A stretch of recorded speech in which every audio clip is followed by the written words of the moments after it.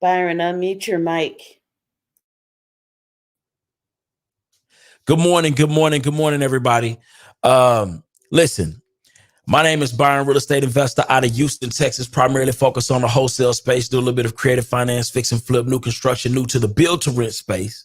Definitely excited. Listen, through all of the different technical difficulties, bear with us because we're getting ready to have a phenomenal show. And the reason why this show is going to be so phenomenal, right, is because we're talking about the rumored interest rate drops that the Fed are looking to put in place for 2024. Right now, we have people on both sides of this argument. We got people who feel like this is not going to happen. All of this is cap, right? And we are not going to see any interest rate drops anytime soon, or that will be in any significant level enough to be able to make a big difference, right? We have that issue.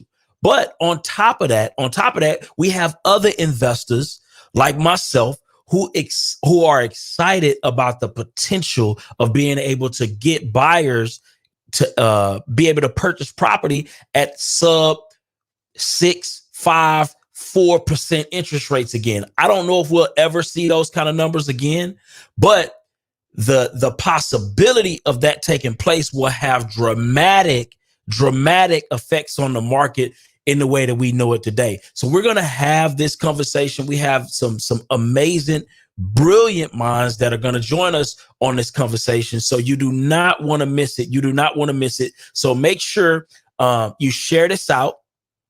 Make sure you share this out because we're finna get this party started. Where my guy O'Neal at, man? Oh, yo, what's up, man? I'm excited about today's conversation. Yeah, man. What you think about this, man? It's crazy because, let's just say the interest rates do drop again. Hopefully they will. They still don't have enough inventory in the market, man. So I'm trying to figure out what's going on. It's going to be a crazy situation, but I'm excited about it because I got crazy interest rates right now. I got 9%, I got 7%, I got 8%.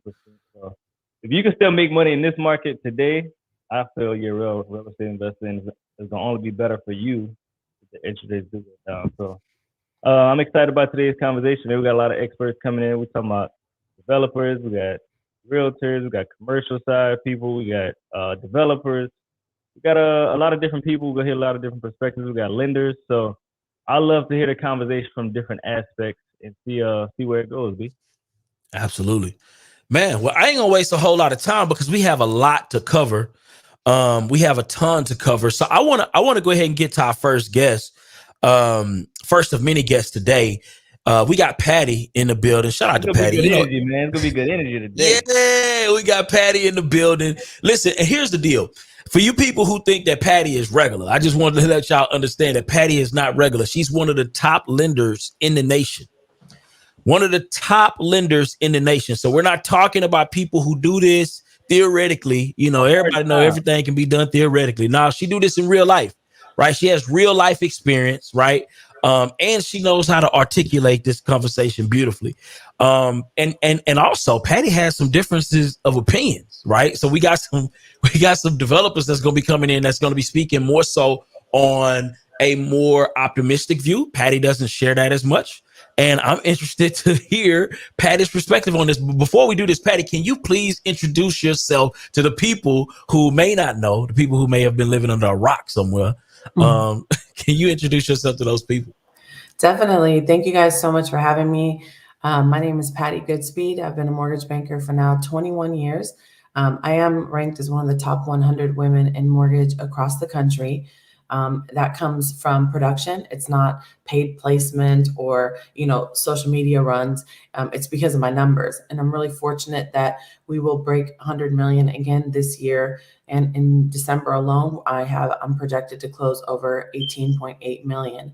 So I share those numbers with you guys because the experience I have in transactions and managing a high volume and doing business under several different circumstances with different markets is why I'm here. I survived the 2007 and 8 crash. And I think if it wasn't for what I went through in 2007 and 8, I would not have had the perspective I did during COVID and post-COVID. So my opinion comes from 21 years of experience and doing a lot of transactions. So I'm required to understand what's happening in the economy on a day-to-day basis so I can properly advise people and, of course, get my job done. So thank you guys for having me. I love it.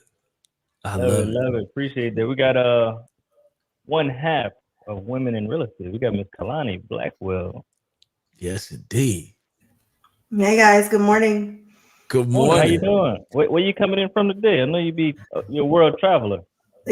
Yeah, it's Vegas. It's 4:51. So Patty and It's I a beautiful time. we're the same time zone. Mm-hmm. You got a quick introduction for us? Yeah, I'll keep it super quick. Kaylani Blackwell, co-founder of Women in Real Estate.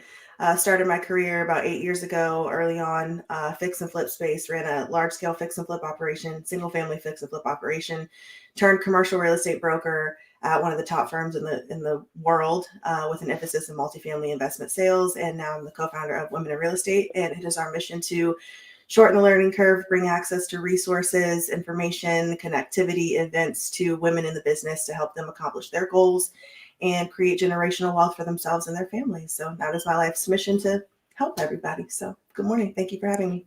Love it. Man, we got Brittany, the other half of Women in Real Estate founders, in the building. What's going on, Brittany Rose? You mind doing a quick introduction for the people?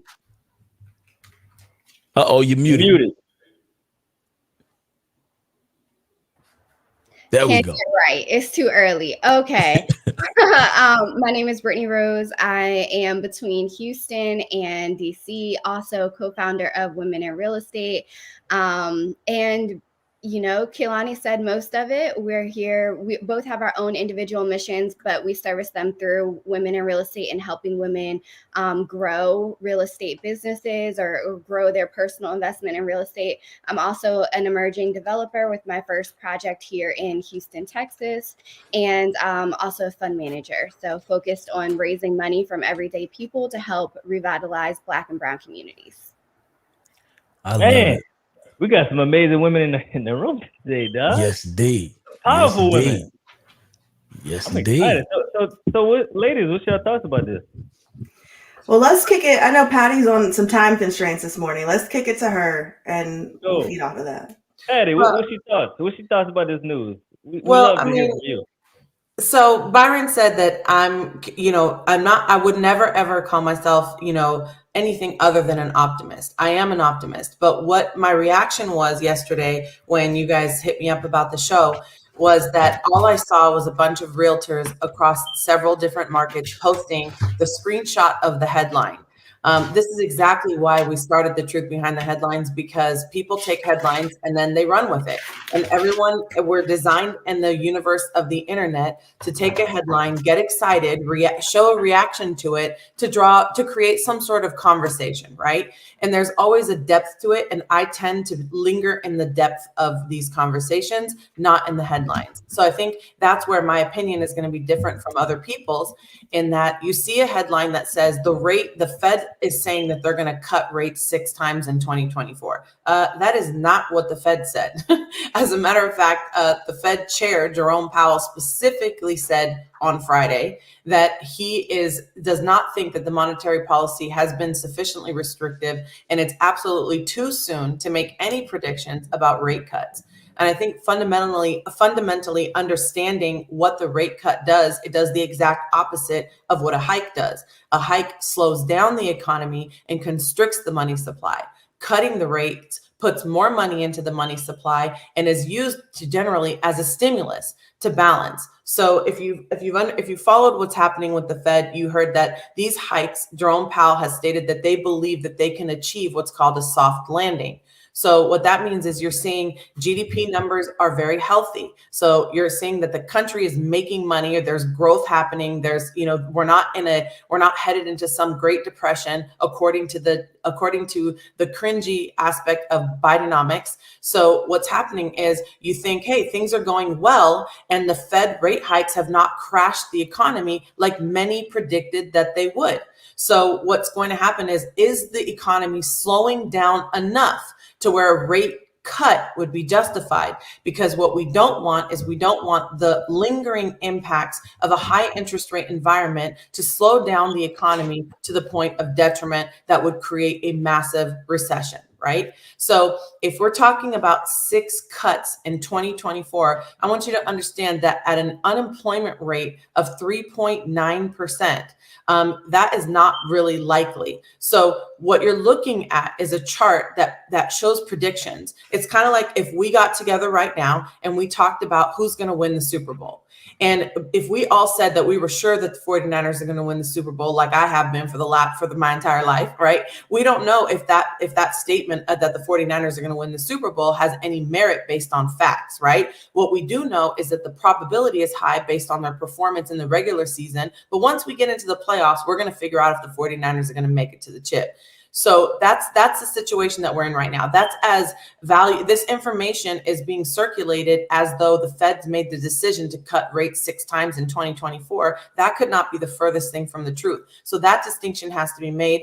And then we have to understand why rate cuts would occur. It would be to prevent going in a very negative direction in the economy so that we can stimulate the economy and put more money into it. There's a big risk, a very big risk with rate cuts. And that is that if you get activity going crazy again, like we saw between 2021 and early 2022, you're going to have a serious inflationary problem on your hands, which is still at the root level, not even solved. So, I mean, there is a lot to talk about and there's a lot to unpack on that. But if any of you did receive my email that's in the audience or even on stage with me, that you're going to see, I put some key events that are happening this week, and I addressed the news right on there with a chart that shows exactly when these rate cuts are predicted to occur.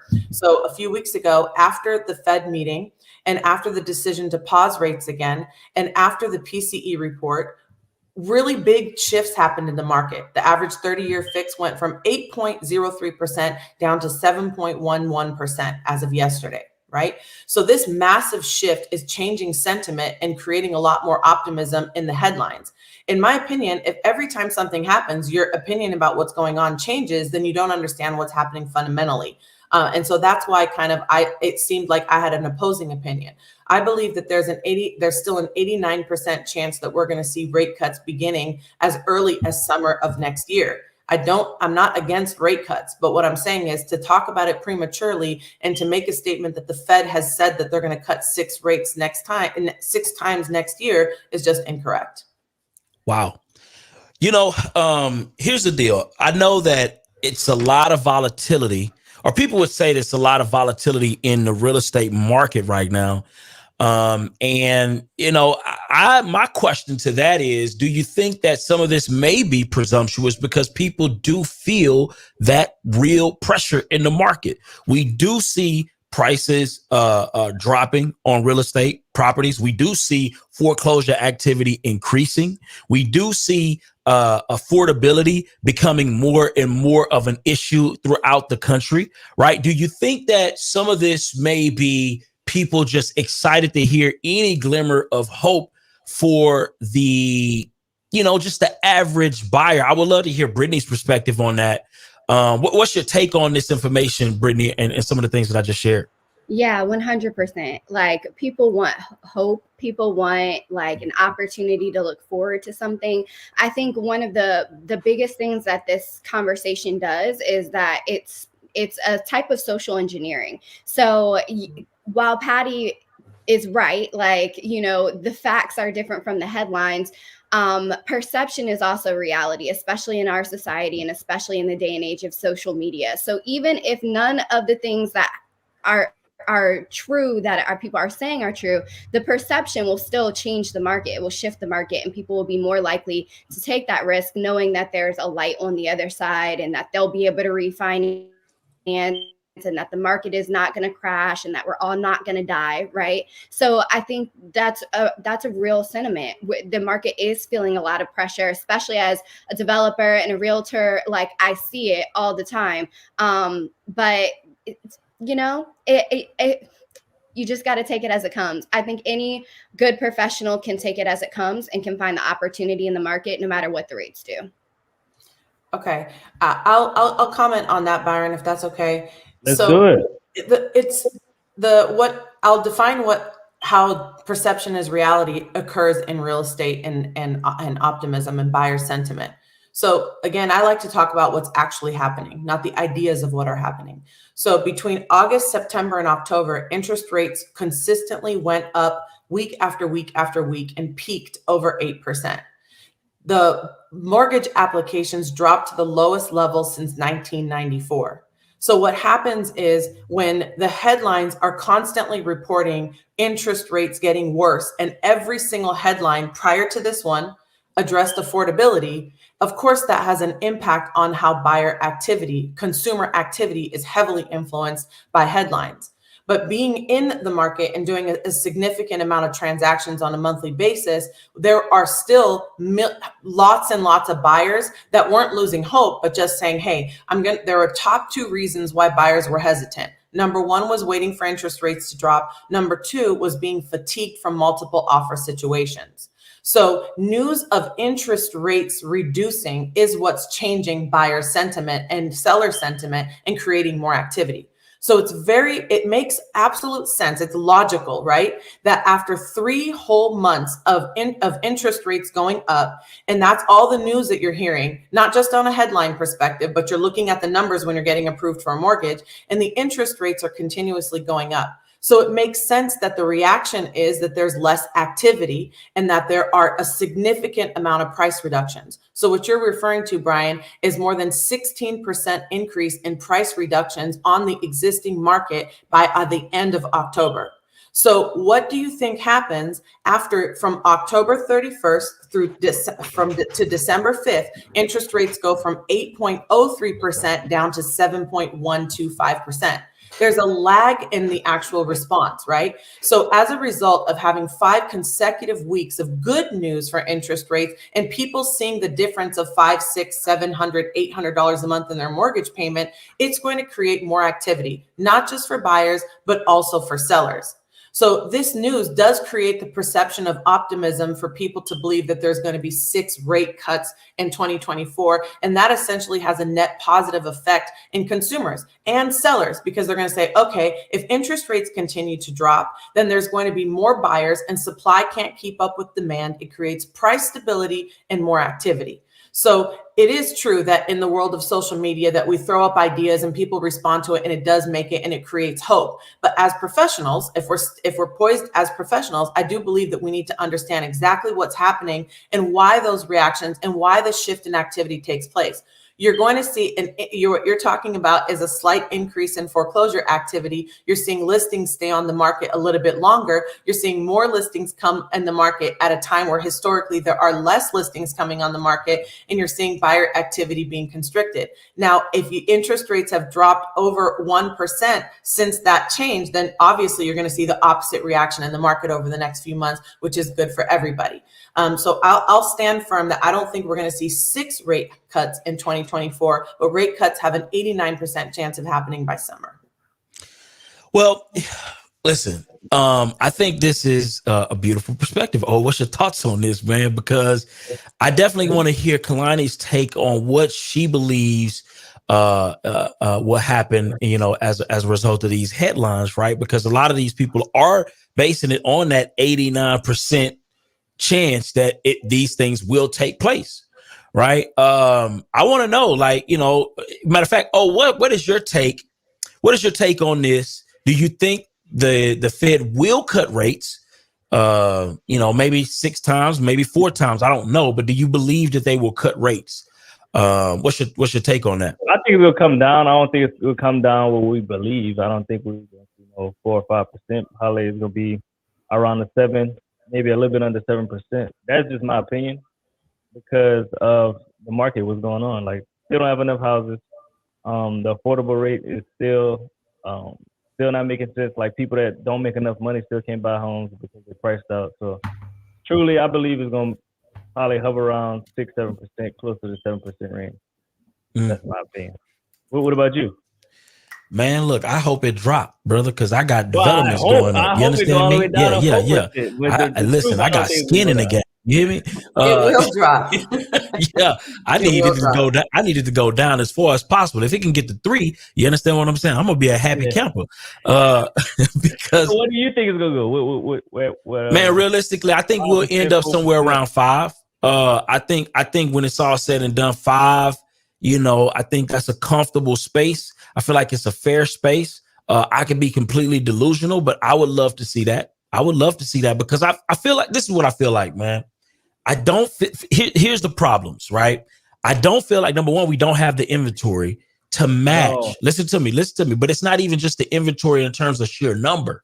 It's inventory in terms of affordability. So what I mean by that is we don't have the inventory right now to match that first-time home buyer that's looking to make a normal payment on a house that has a regular job making 50, 60, maybe $70,000 a year household income. We don't have a product to match that avatar, right? And so the demand. Yeah, we just don't have a product for it in this market. Right. Now, the only way we get that product is if we drop interest rates, right? So the existing inventory on the market can be attainable to those people. Just my thoughts. But I want to defer to Kalani real quick, and then we'll see what Patty think about that, because I'm pretty sure she's gonna have some comments on that one. Yeah. So, I think, and I need Patty, since she's so data driven, to fact check me on the date for this, but I believe it was, before interest rates started to get hiked, did the Fed say that they only plan to raise interest rates 100 basis points over the year? Well, here we are, several hundred basis points later. So I think everyone needs to take what they see with a grain of salt. I think my sole purpose for being here today is to speak for or speak to the real estate professionals that are not educated in this sector of things, right? You need to understand what's going on here. And the reality is that home affordability and from a retail real estate market perspective is not calculated in core inflation. They calculate the cost of shelter or rent, right? So for folks that think that who are in this real estate industry and think that the Fed funds rate and all this talk about interest rates and inflation only affects the housing market are miseducated, right? And need to get educated on what this actually means. The reality is we need a market correction. That's the reality. The reality is that if interest rates get reduced or get cut 6 times next year, the demand for housing and the buyer pool is going to significantly increase and just drive prices up, which puts people in the same exact position that they're in now, if not worse. So I think the conversation really needs to be, hey, as a professional, what am I communicating to my client base? How am I communicating affordability to my client base? Am I adding to this narrative that, and people are doing what they've always done, right? There's a glimmer of hope, a glimpse of hope. Let me go out, post social media content, let everybody know interest rates are dropping. Now's the time. Well, yeah, I mean, if you're going to do that, make sure you walk people through this affordability issue and make sure that they're prepared to spend the money to compete in a competitive market. And the reality is that wages are not increasing at the same rate that the cost of housing is. So, I mean, this is not a super happy moment, right? So deals are getting done, transactions are happening, but it's the people that need to transact, not just the people that want to transact. So I'm going to stop there though, because I feel like I could go on about that for a minute. Not that I'm being pessimistic about it. I want to be realistic about what's actually happening. I want to also, oh, sorry. Go ahead, Brittany. Go ahead. Also point out that, it can also be perceived as a warning sign to a lot of people who have been waiting on the sideline. because what everybody's saying is accurate. If the Fed drops the interest rates, the housing prices are going to increase. And instead of it being a matter of you being able to afford your monthly payment, it's going to be a question of, can you compete with the people who are coming in cash, like what we saw in the pandemic? So all these things are true. I think we have to just take into consideration and advise our buyers and our sellers of what could potentially happen. But at the end of the day, none of us have a crystal ball, right? Like, we just have to be as prepared as we can, educate people as well as we can. And a lot of these decisions, buying decisions, are based on your personal circumstances. So it doesn't matter if the interest rate is at 0. If you can't buy, if you're not in a position to buy, you just can't buy, right? So I think some of the conversation is just conversation, because, you know, everybody's individual circumstances are really going to dictate their personal situations. Love it. I think that's always the case though, right? And we preach buying within your means all of the time, right? That's not Who really does that though? Who really does Smart that? people should do that. People that care. We gotta be honest. Most people ain't buying their means. Look, I can't speak for most people, but this is why the who has your ear makes a big difference. That's why the loan officer that you work with and the real estate professionals that you work with make a big difference, right? Luis said in the comments, we need a market crash. And I'm saying, no, I said we need a correction. We don't need a crash. We need a correction, because affordability is still a problem. Like inventory, for example. And I pulled up the stat just to make sure that we were accurate right now, or for the month of October, there was 1.15 million houses on the market. This is up from 1.13 last month, but it's still down 5% year over year. Right? Kalani, that number doesn't take into consideration properties that are already under contract. It's actually even lower than that. And that doesn't surprise me at all. So there's still a heavy demand. So cutting rates at this point, I mean, this is why people need to understand what the feds are doing has very little to do with the housing market, and that we're merely affected by what happens here. And that this is a different recipe. This is a different time. It's 2023. We're going into 2024. I think we will normalize higher interest rates. Are we ever going to get down to a 2 and 3% interest rate environment? No, but now we still have people that are sitting on their 3 and 4% interest rates that don't want to move. So demand is still the issue. So people need to be very, very careful with how they communicate to their clients, because at this rate, I mean, we're still fighting the good fight, and we will be for the next at least 6 months. I think we also have to address the fact that politics is playing a huge factor in this, right? We should talk about that. In the interest rates in an election year, like whatever happens with the economy, that is bad optics for an election year. So, like, even if it is not sound economic policy, politics plays such a big factor in what they are willing and not willing to do.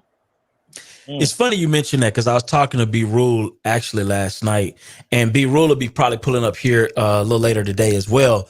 And he spoke about the optics, right? The fact that we do have, a presidential election coming up very soon. What does that look like? Who's going to take credit for, interest rates dropping and it looking right like we're having some economic booming taking place in the market? I want to know, Patty, number one, what is your thoughts on from an investor standpoint? What are your thoughts on market? The rates, if they do drop, what will that do to the market? And then that affordability issue as well, because, like I was saying earlier, people need hope, because listen, people can't afford even Matchbox houses right now. Right. So how do we fix that? Or do the government even need to play a role in that? Like, what's your thoughts on this affordability issue? Because that's the heart of the problem. My thoughts on affordability is that affordability is not a new issue. So I think that's really an extremely important point that I find is always missing in the conversation, is that affordability is not a new issue. Affordability is a great headline, but it's not a new issue. When interest rates were between 2 and 3%, home buyers were in our rooms in Clubhouse saying that they couldn't compete, that they were being outbid, by cash buyers, and they were being outbid by people that were putting significantly larger down payments. The first-time home buyers that make up almost 30% of almost every market that we've experienced together over the last 3 years have consistently been suffering from an affordability problem. Now, if interest rates were between 2 and 3% today, they would be paying 10, 15, 20% more on the sticker price for the house in many, many markets. In California, that number translates much differently than it does in Alabama, right? So you're paying significantly higher because you have to compete with a larger pool of buyers. So is it better to pay a chunk upfront in the purchase price, or is it better to pay that chunk on a monthly basis because of the interest rate? Now, we have a unique situation in today's market in that affordability is constrained both from the pricing standpoint, because a higher interest rate for a longer period of time did not have the impact that most people thought. People were predicting a 30% crash in home prices this year. So that didn't occur. So not only do you have price stability on homes, home prices are high, you also have higher interest rates. People are still comparing the payment differences at 3% versus 6 or 7%, right? So the question is, what's going to solve it? Which is going to break first, interest rates or home prices? So the inventory that we have right now is 40% below historic levels. Home prices are 130%, home prices are 80% higher than a 130-year average. I've talked about this so many times on so many different platforms. If you take a look at where housing prices are, and let's just make it even a simpler example. Let's take a look at what $1 would buy you 50 years ago versus what $1 would buy you today. So we talked about this jokingly, talking about a cup of coffee at McDonald's. $1 could get you enough groceries to make a meal for dinner. Now $1 doesn't get you a cup of coffee from McDonald's, right? So it should be 50 cents. So why is that? Inflation, right? So you're not going to solve inflation at a fundamental level to the point where you're going to see home prices across the nation 20 to 30% lower than they are today. And I would argue that if home prices were 20 to 30% lower, it would help, but it's not going to solve affordability for the majority of the people that we're talking about. So if you're in a situation where you are a first-time home buyer and you also have lower income, you're in the worst position possible for affordability. Because if you're not increasing your human capital, increasing your income, or coming together with a second or third income in the household to be able to afford homes, that opportunity is going to continue to slip away. Home ownership is becoming a luxury because of affordability. So let's say that within the next 24 months, interest rates settle somewhere around 4%. So we have an average interest rate of 4%, but home prices are rising. For the majority of the group that you're talking about that can't afford to go out and buy their first home, that change of 2% in interest rates, 2 to 3%, will make a significant difference, but it might not.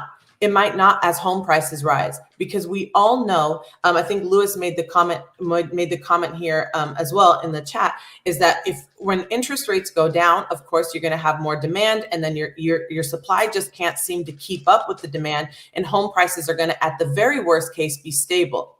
The appreciation level that we experienced with interest rates between 2 to 3% is unrealistic and unsustainable. But I think every single one of us, from the perspective of investors or not, can agree that we want a stable housing environment.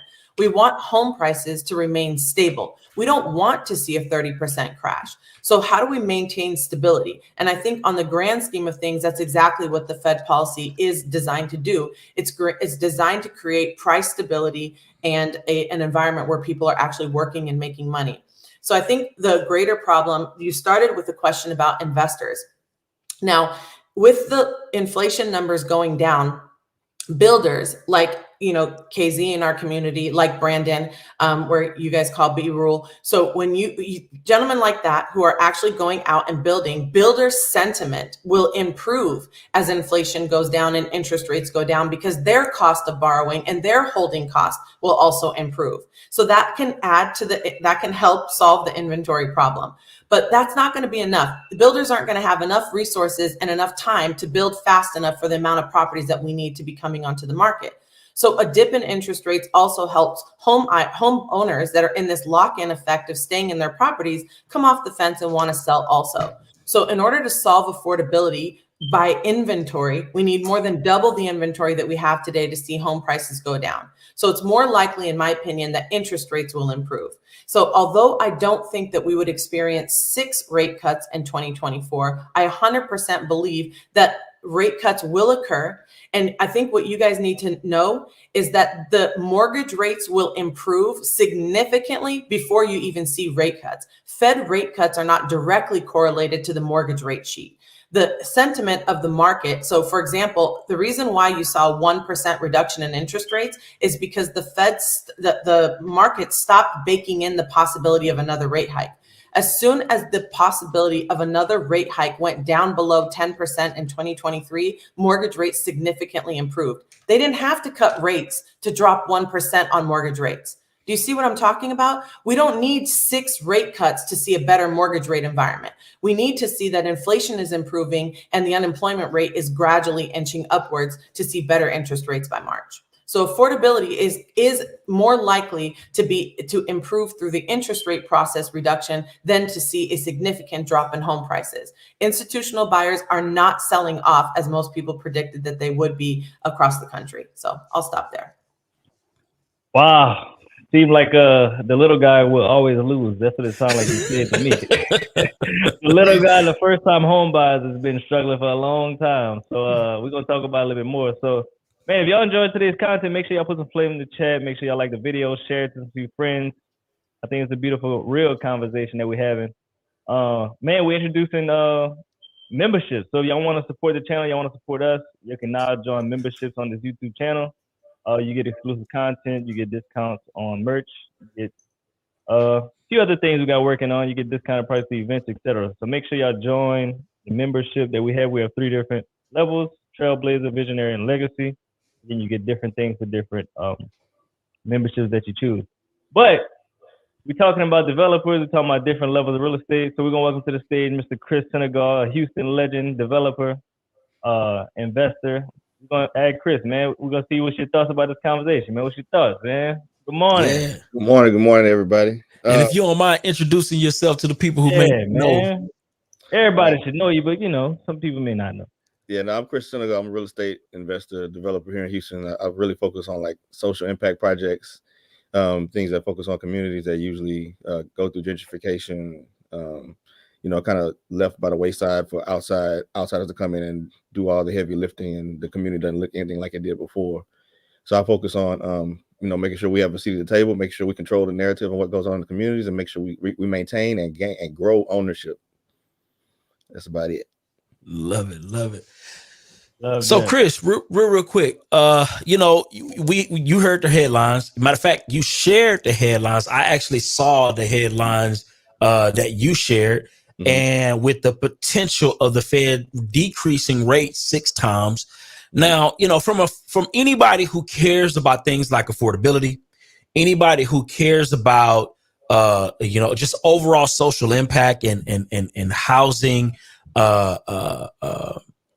affordability in any of that world, right? Mm-hmm. That has to be exciting news for somebody like you who is actively building units for affordability purposes specifically, right? So you're addressing the problem specifically. Was this exciting news? Are you side-eyeing this news? What is your take on this news? Well, I mean, it's definitely a step in the right direction. It's more like a weather forecast, right? They say it's going to rain, could be 50%. So we don't know if it's certainly going to happen yet. But the benefits of it from my perspective is, so not only do I do development myself, but now I'm teaching other people how to do new construction, how to do responsible redevelopment in our communities. And we want to make sure that everybody I'm teaching has enough buyers at the table. So a lot of people do have the capital to buy a house right now, especially in the very affordable area where there's still these $30,000 down payment assistance programs. But the news, the social conversation has made them weary of going to get that interest rate right now, 8%, even though we're going to skip over the fact that this is the normal interest rate. If you look at the history of Fannie Mae and Freddie Mac mortgages since the beginning of government-backed loans, we're right at normal. That dip that we had down to 3 and all that was an anomaly. So we're back in a normal interest rate market, but now the psychology of the consumer and the buyer is back where it needs to be. So now we'll be able to get more people into these homes quickly. And for instance, like some of the projects I do, the banks I work with, they'll fund 100% of whatever property I have a purchase contract on with an approved buyer. So these people now feel more comfortable going to get approved. That allows us to build more houses and put more people in homes and neighborhoods and control more of it versus letting the land sit and letting somebody from outside come buy it up. And then we're upset that we didn't get a chance to have ownership, you know? Wow. So from your perspective, you think that this is definitely a move in the right direction. Do you have any, I guess, skepticism on whether or not this will take place? And then also, if you do you believe that if you do have any skepticism, right, what rate do you think we will most likely end up on, just based on your understanding of the market? Yeah, like I said, with the presidential election and all these other factors coming in right now, it's still somewhat speculative, but I feel like it's a safe bet, right? It's a bet that's hedged against the length of time that it's taken to get to this point, with so many folks' eyes on this and the importance of the U.S. economy stabilizing. I'm pretty sure it's going to happen. It would easily 1% drop in mortgage rates over the next 18 months is feasible, practical, and hopefully we get more out of it. But I also want to remind everybody on here, don't get caught up on that mortgage rate so much. Don't get caught up on it. You pay one extra payment a year. You pay extra $100 on your note every month. It's just like you have a very low interest rate. You cut your timeline to pay off. Oh, that's a great perspective right there.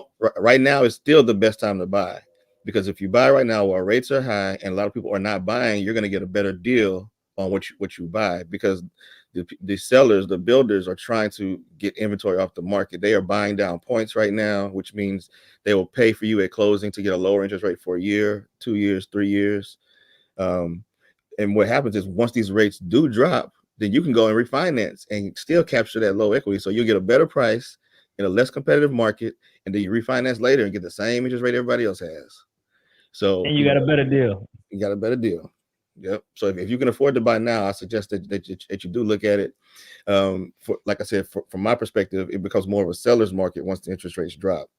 So that's a win for the other side. I'll tell you what I'm thinking about, but I'm just want both people to look at both sides of the coin. I agree with that. So we're gonna bring another face to the screen, man. Another Houston legend, landlord, multifamily owner, also educator, Section 8 God. We got a Najee in the building. Hey. What's up, man? If you can, a little quick introduction, man. Can y'all hear me? Know who you are. What's going on? Good morning. Yeah, Najee Barnes, long-term buy and hold real estate investor. So I like to buy property to keep long-term.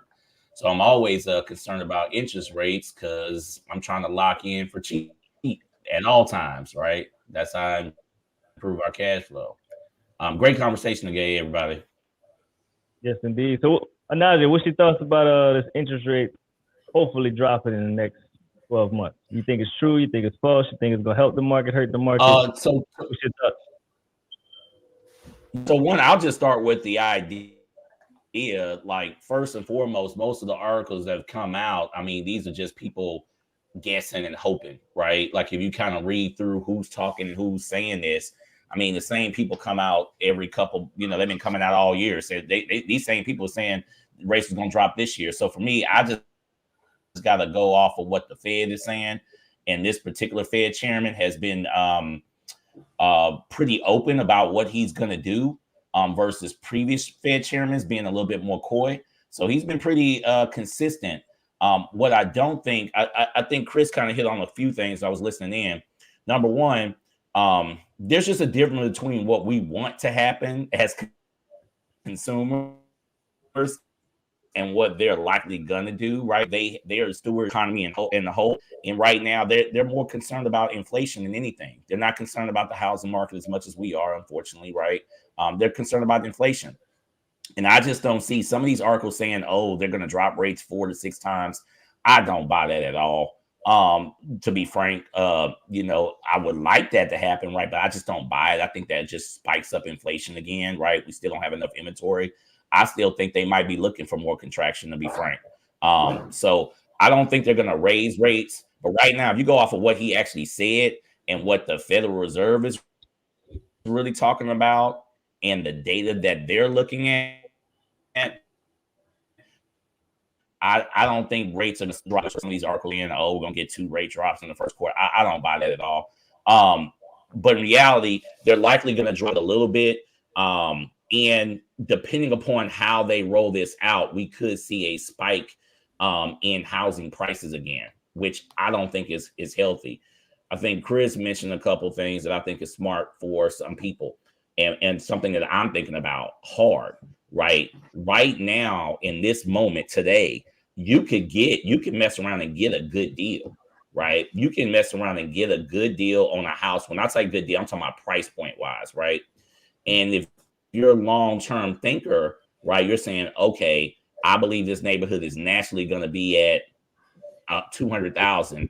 If I can get a house or a flip or whatever at 100,000, they have this whole concept about slow flipping. If you're a flipper, right, when you get in now, you hold it for a little bit, you wait till the market gets more into a selling friendly zone, and then you sell, right? Or like myself, you get in, may only cash flowing $300 or $400. Interest rates go down in the next couple of years or whatever, then you refinance and your cash flow goes up. I mean, I've ran my business that way a lot over the years, refinancing when it makes sense, and just being ready about knowing what my strategy is, right? I think that's the key for any investor out there. But overall, we have to be real clear. I'm not positive the Fed is going to be super aggressive the way some people are hoping they are, right?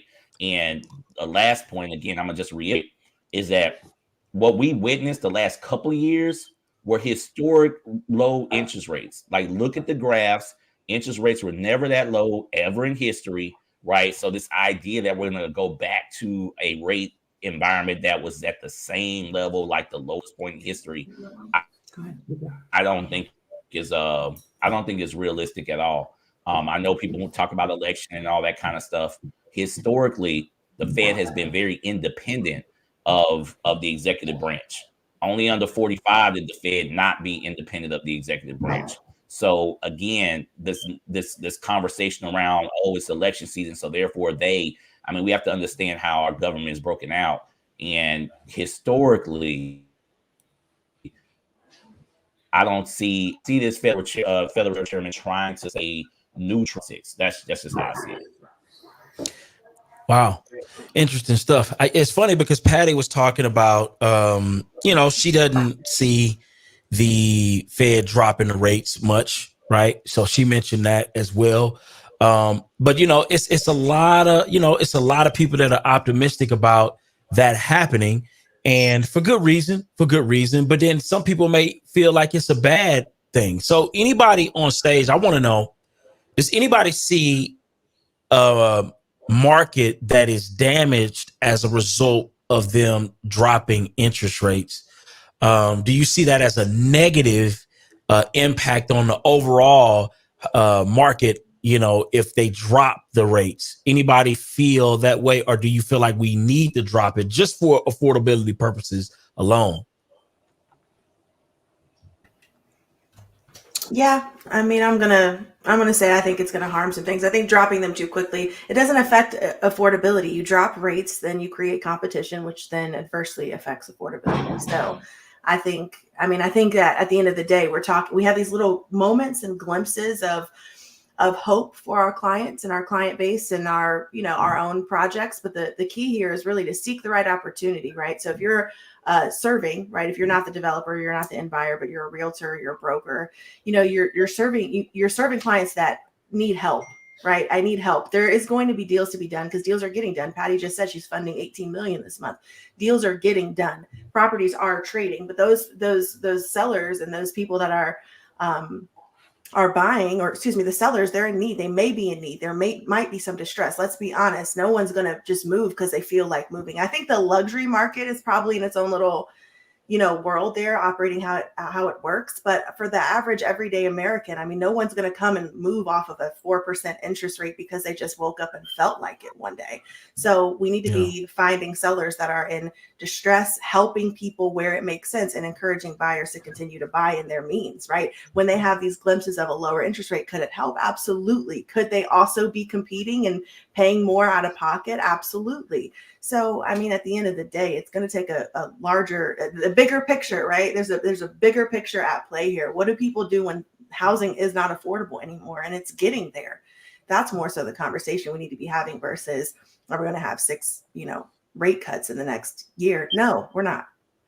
Well, listen, I ain't gonna lie. I can't help myself. I want rates to drop right now because I got development going up right now. I need my prices to be right. I want to know something real quick though, because I know we got Chris here. Chris, here's the problem, right? So I know here in Houston, I can only speak for Houston. But I feel like right now, if we are going to, this is my issue with rates going all over the place. If they could just keep it somewhere stable, that'd be great, right? And not mess with it too much. Not print as much money. I ain't asking for them to print a bunch of money, but then don't turn around and then be throwing the rates all over the place either, because this is what I'm seeing in the real market in terms of development, right? And I want to get Chris in on this. Chris, so right now, when you're looking at developing a product, right?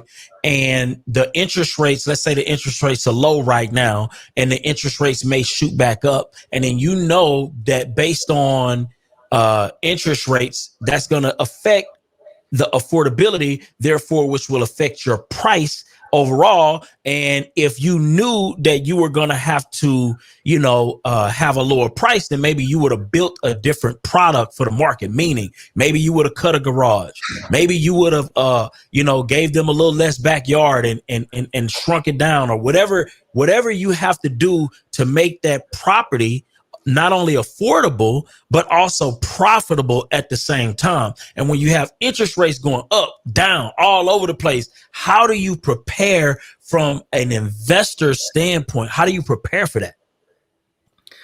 A couple of things. One thing I do is I start pre-selling and marketing what I'm building before it gets started.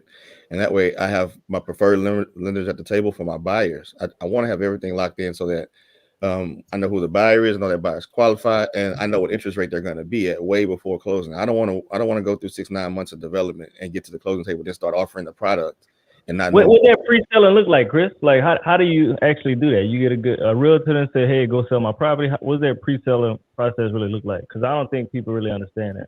So I take architectural renderings. So I take the floor plan, the site plan. I go out and pick all the materials, what color the countertop's going to be, the paint, the flooring, what the bathroom's going to look like, what the lighting's going to look like. And I go have somebody does CAD drawings, or the architect themselves do a 3D realistic imagery of the entire property. So they look at it, and when you hold it next to the real picture of my properties, you can barely tell which one is a drawing, which one is real. But that gives a visual representation of what's going to be built before it gets started. Those same people can go walk another project that I've done, either I've done myself or my contractor has done somewhere else, so they can see the quality of the build. So it takes all the guesswork out of it. And you also sell them on the point that, hey, if you get in now, there's no competition because this product is not listed, right? So you have all those factors, and that takes a whole lot of the back end guesswork out. Number one. Number two, whatever I'm building, I'm making sure the numbers work. If I have to hold it, refinance it, hold it as a rental for a year or two, let interest rates stabilize, sell it when I get ready, or maybe package it, get them all rented up, sell them as a package to an institutional investor or just another investor in town that has the capital to buy it. So the multiple exit strategies definitely applies here, and you can't let interest rates, again, you can't let that be your hindrance. You should have a decent enough profit margin where your worst case scenario, you're at a break even.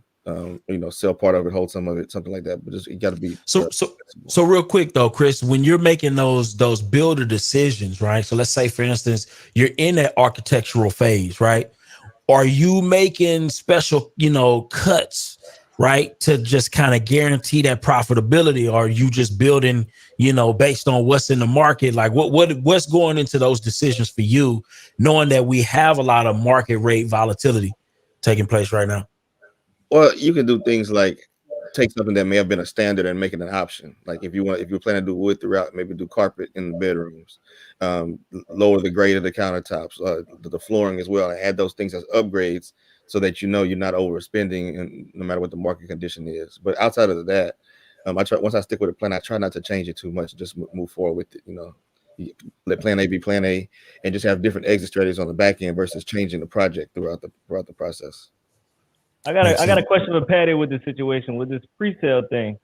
So let's just say somebody puts a house on the contract pre-sale. Is that interest rate locked in? Let's just say it takes 6 months to build a property and they put it on the contract month one. Is that interest rate locked in for that whole 6 months, or is it going to change throughout that time? Yeah, they can. They have the option of locking in a long-term lock. I would never recommend that right now because interest rates are trending downward. So yeah, they can. That's a great strategy. I mean, for people that are not in real estate that are inspired by Chris, I think it's the same as if you're launching a product and you do a pre-sale, right? You're guaranteeing the buyer so that you have an influx of capital that you can use to complete the project, and you're also putting them in position to lock in a price. So it's a win-win for everybody. And in many markets, like early last year, it was really smart, and like long-term locks became very popular amongst builders. But right now, with interest rates trending downward, I would say a long-term lock, although it's possible, is not the best option right now. Thank you for that. Byron, I got a question for you. You just getting in the building. What's your thoughts about the pre-sale model? You think it's a good thing right now, a bad thing? You know, to hurt your build product, or what? What's your thoughts about it? Yeah, it's funny you mentioned that because that was my exact plan. I already have my 3D renders already done. They've been done for like a couple months now. Yeah, you know what I mean? So as soon as I got the go ahead that the city was going to allow me to build what I wanted to build, I went ahead and got the 3D renders. I got a little video done. I did the most. And the plan is to go ahead and put those up soon as we, get at least to the framing. Yeah, to the framing. Yeah, so my project is going to go up soon as we get to framing. And then I know that because here's the issue. So because I'm in a flood zone, right? And I'm going to be releasing some deeper content on this flood zone stuff because it's a lot of things you have to kind of take into consideration anytime you're dealing with a flood zone property that somebody else may not have to deal with. So because of that, I'm going to wait till after I pass all of those inspections, make sure that my grading is right, make sure all of those things pass before, and I'm at the full framing stage before I even put that thing up, because you never know what kind of delays I may run into trying to pass that flooding department. So that's where I'm at with that. I like it. So let's get into some different things. How can people win with these interest rates right now? We got a lot of people here interested in starting in real estate. A lot of people have properties. They're scared to refinance because the interest rate might be 9%. Their cash flow going to drop. So, Anaji, what's your thoughts on today's market? How can somebody actually win the market with these rates? Win on emotion. Right now, everybody's emotional. And, emotion, and I think we all agree emotion and real estate don't work together, right? And a lot of people are living in fear, as they should be careful. But if you're strong with your exit strategies, you're strong with what you're doing, this could be a good time to win. There's more small multifamily on the market than I've seen in the last couple of years. I think there's going to be more coming on the market. There's a lot of price points that are dropping. I've seen a lot of, let's call it for what it is. There's a lot of builders struggling right now, right? I've seen several flippers start to lose money, right? Or they can't afford to get out of their property. They can't afford the holding costs, right? So, if you're headstrong about what you're doing and in the area and the location and all that kind of stuff, and and you're a marketplace expert and what you can cash flow at as an investor, right? Don't let the noise, deter you, right? Use that to your advantage. Right now, we're in December. January, is historically one of the lower times of the year anyway. Interest rates are still high. So right now is actually a pretty good time as an investor to be super aggressive, right? To jump in over other people, right? Catch somebody slipping, as I like to call it, right? Catch another investor slipping, right? You know, their loss could be your gain. You know, you got investors that probably finished a product around, let's say, August or something, and or July, and they're still holding on, struggling. And there's a certain point where, as an investor, you're going to drop that price as low as you can if you start to lose money, right? So you can jump in if you're watching the market, especially, and again, I'm talking about resale, right? Type of property. If you're watching, I mean, for me, that's why I've always liked resale, because, you know, somebody can take a bath. The bank relies on that. Absolutely. Listen, we got Andre. We got my guy Andre. But I think he's at the gym right now. Andre Bernard. He's also a developer in Houston, Texas. He's here. Hey. I would love. Yeah, you know what I mean. I don't think he's able to be on camera right now, but I would love to get his take on, you know, what he heard about the interest rates potentially dropping, and is this exciting news, right? Is this exciting news for him as well? Because, you know, as developers, we always gonna clap when the interest rates drop. I mean, especially if you're in the middle of a project. You know what I mean? If you're in the middle of a project, you do not want interest rates to continue to you don't want interest rates to continue to go up. But I think he had dropped off. Did we get him back? Yes, we got him. Can you hear me? Can you hear me? I can hear you. I can hear you clearly. What's going on, Andre? Can you? Uh-oh. Let me see. Hello. Look like you're on that treadmill, man. Yeah, you're on the treadmill. Yeah. Do we need to come back? Can you hear me?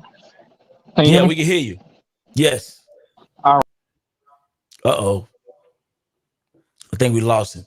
We'll come back. Out of there. Yeah. We'll can I add something, Byron? Yes, please. So I think that this is important to Bam said T-Mobile.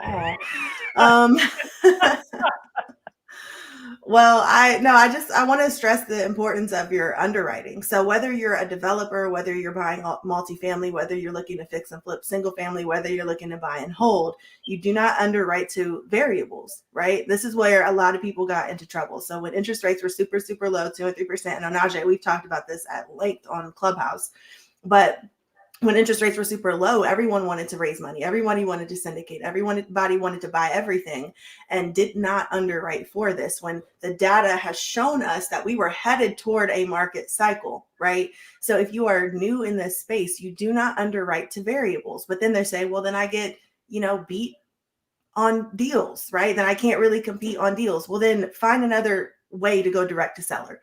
You compete less when you're direct to seller. And when you're direct to seller and depending on that specific buy box that you're targeting, again, regardless of asset class, asset type, right, you negotiate to the numbers that you know work, and you do not fudge on them. So yes, take the emotion out, stick to your numbers. Let's take a quick commercial break. Then I want to figure out how can we underwrite these deals in multiple ways so we can have multiple exit strategies. Because I don't think a lot of people understand that, and a lot of people lose in real estate because they only underwriting one strategy and they don't know what to do with the houses and sit on the market for 3 to 6 months. Let's go to a quick commercial break real quick. What's up, y'all? So most people struggle with sales. A lot of us in real estate, and we struggle with our sales. We struggle with follow-up, we struggle with leads, and we just basically missing out on deals. For me, I just got on Taskify CRM. They send messages out for you. And look, a lot of us have work. When you get off of work, you have hot leads ready for you. Make sure you check out Taskify CRM. I'm telling you, it automatically replies for you. And look, it sends you multiple messages. Like we talking about drip campaigns, so you're not missing out on the lead follow-up. So make sure you check out Taskify CRM. Use coupon code NOSTINGYENERGY to get 10% off. I'm about to show y'all inside my CRM so I can see how it really works. Make sure y'all check it out. Peace. Let's go to Chris real quick. So when you're doing a new development, Chris, like how many different ways are you underwriting your deal so you know at the end of the day, if it does sit on the market for 3-4 months, you can keep it for a year, refinance, or et cetera. So how many different exit strategies do you have for your new development? Infinite exit strategies. I'm talking to my short-term rental people to ask them to pull data on what the daily rates are, what the occupancy level is, what percentage of the month they're usually booked. I'm looking at, I have my realtors, I usually have 2 or 3 different brokers competing for the listings. to give me data on what sales prices are, what demand is, how much inventory is in there, how long are the properties sitting. I want to see everything going up. It's got to be going up pretty significantly. I don't even like going in stagnant markets where houses are, you're going to get this much and there's a lot of competition, but prices aren't going up because, like what y'all said earlier, if my expenses go up, my costs go up, that price is going to be right where it is. So that every time that delta is going to decrease, my profitability goes down. I'm looking at, what's in the area as far as if I'm at a price point under $350 per door, in Houston, like $378 per door. I'm making sure that the mortgage lenders in that area have that down payment assistance program. Somebody that may have the money when interest rates are lower may not afford that house no more. When the interest rates go up, they may qualify for down payment assistance. I'm looking at carrying costs in the area. I'm looking at other things too, like Byron's price point is probably good, but some areas I try to stay out of the flood zones because I know my buyers pool is going to shrink because their property insurance is going to be higher unless we build it up off the ground, which is going to cost me more on my construction side. So I'm looking at all those different factors usually on that's on the on the builder investor side. On the buyer side, y'all gotta look at the same thing. Y'all gotta say, if I can't afford this mortgage payment, can I rent this place out to somebody? Does it look like there's a demand for long-term renters in this area? Do I have the capital to go furnish the place or leave my furniture in it and put it on short-term rental if I need to? Or can I just sell it? Can I just sell it and at least break even without going into a deficit? So those are the ways I underwrite. Now, I don't want to try to teach everybody on here to do it yourself. Hire the damn experts. Get the broker. Get the property manager. Get the short-term rental specialist to give you feedback. If you want to, in the end, decide to do it on your own, that's okay. But you're not about to try to learn it with the biggest investment most humans make in their lifetime. You want to use experts for that. I love it. What about you, Onaje? When you buying these multifamily properties or single family, what multiple different ways are you analyzing your deals to make sure it makes sense if worst case comes? Yeah, I mean, so for me, I'm underwriting upfront if I can't cash flow upfront. And again, when I say cash flow, I mean I'm talking, if we want to buy with equity up front, you want to buy with cash flow up front, right? I want to feel very, very strong that I can cash flow it, right? And so my default probably is my number one strategy is default. I'm going to be, can I do a government program at the end of the day? Like worst come to worst, can I rent this out on a government program and cash flow, right? I'm not buying nothing I can't do that with at the worst, right? At the best, I could sell tomorrow and make a gang of money, or I can market rate it, or you can short-term rental or whatever, right? But we're just like Chris said, we're using professionals, right? Typically, I mean, I've got access to the MLS and whatnot. So, I run my own data and things of that nature. So we're vertical on the exits. On the exit side, I feel very confident about, how I run my numbers. And that's what I'm buying up front. And I think the key is, to be frank, we got to make sure that whatever your exit strategy works right now, right, and into the future. And for a lot of us, if selling is your only exit strategy, you're likely going to be, I won't say you get burned, but you can get burned like that, right? And so the multiple for me is refinance, sale, short-term rental, mid-term rental, long-term rental. But I've got to be able to long-term rent this thing, at on a government housing perspective, right? At the worst, right? And that way it protects me and I can ride things out. I can ride out the market, right? If I can cash flow on a Section 8 property, even though that may not what I intended to do, even if that still works, I'm okay. And we ride out the market and refinance later or whatever. And for me, I'll be honest with you, I've always go into deals, even in a high interest rate environment. I want to stretch out those deals, right? In commercial, you might only get 5 years or it's 3 years or 5 years or 7 years. I'm trying to stretch that sucker out to 7 and 10 years if I can get those. And I've always been willing to pay a little bit extra for the comfort of the safety of being comfortable, right? The consistency in my payment. I'm not a bridge debt kind of guy.